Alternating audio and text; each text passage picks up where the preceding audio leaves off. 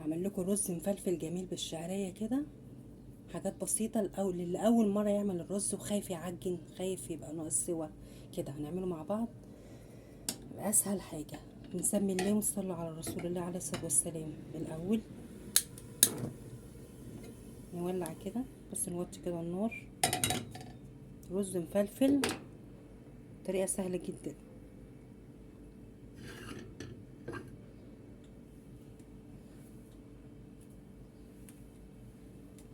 نجيب معلقه سمنه كده. انا هعمل كوبايه رز اهي. سمنه، زبده، اي حاجه.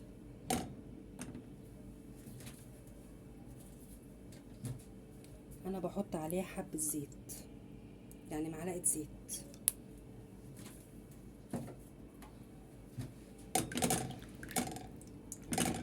اي حد يخش يعمل الرز اللي انا بعمله ده، راجل ست اي حد، مش هيغلب يعني. سهله وبسيطه.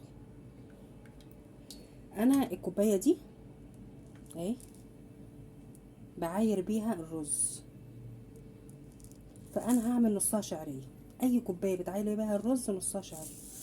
انا هعمل كوبايه رز، هعمل نصها شعريه.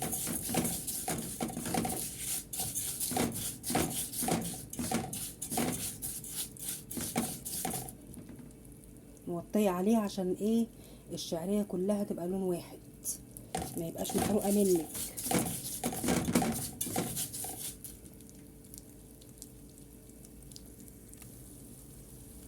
وانا بحمرها احط معلقه سكر. ما تخافيش، بتدي لون حلو وبتدي طعم حلو للرز والشعريه. نقلبها بقى. انا بصراحه اي حد بيديني معلومه بجربها، ما فيهاش مشكله. مش انا ماشيه على حاجه واحده، اكل واحد وخلاص، لا. اللي قايله لي على السكر دي واحده. اقول لكم على القصه. كنت انا بعمل عمليه المراره، ولقيتها بتقول لي، يعني انا ما اعرفوش، في وسط الكلام كده بتقول لي بحط معلقه سكر على الرز بتديله طعم تاني. جربتها لقيتها جميله، بقيت على طول اعملها.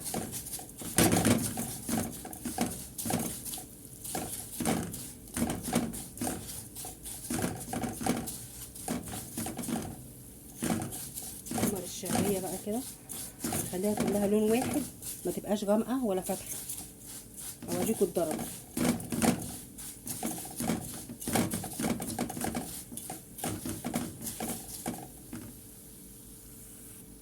بصوا وصلنا لدرجه اللون ايه عامل ازاي. طبعا ايدينا فيها ما بنسيبهاش. احط كوبايه ميه بتاعت معيار الرز.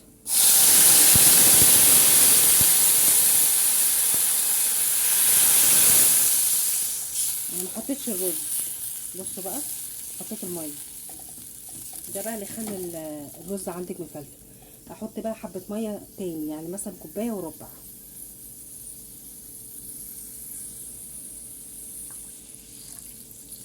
اي حد يخش، عيل صغير حتى يخش يعمل الرز مش هيطلع منه زي الفل، ما يخافش. تحط بقى الملح بتاعه.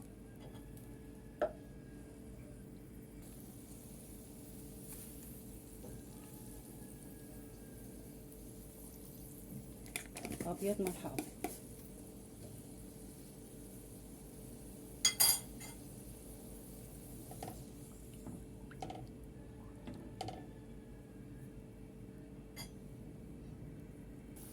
بس غليت اهي.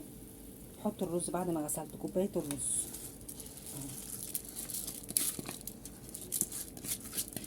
جربوها قولوا لي ايه رايكم في التعليقات.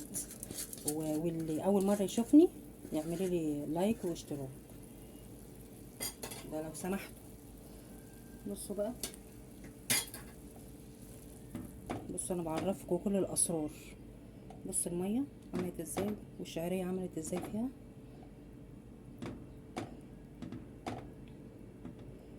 لو حسيتوا ان الميه قليله عن الرز، لان الرز مش زي بعضه، تحطوا حبه ميه كمان.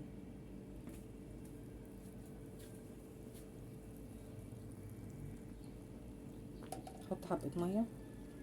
الواحد كده بيعرف يعني بالشبه كده، يعني بيبص للحاجة بيعرف ناقصة مية ناقصة حاجة. هي كده حلو. بس في رز بيستوي بسرعة، وفي رز بيبقى عايز مية.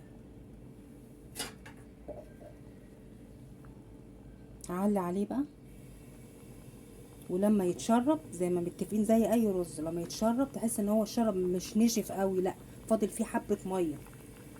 تعملي ايه بقى؟ توطي وتغطي وتحط الصاجة وتسيبيه كده، مفيش ربع ساعة تلاقيه استوى. بصوا اتشرب ازاي. ما نقعدش نقلب فيه، احنا بس بنعرف ان هو اتشرب، بس في حبة مية مش قوي يعني. ولعت بقى الناحية التانية، وهحطه يعني احطه على الصاجة واوطي عليه، واوريهولكوا لما يتعمل.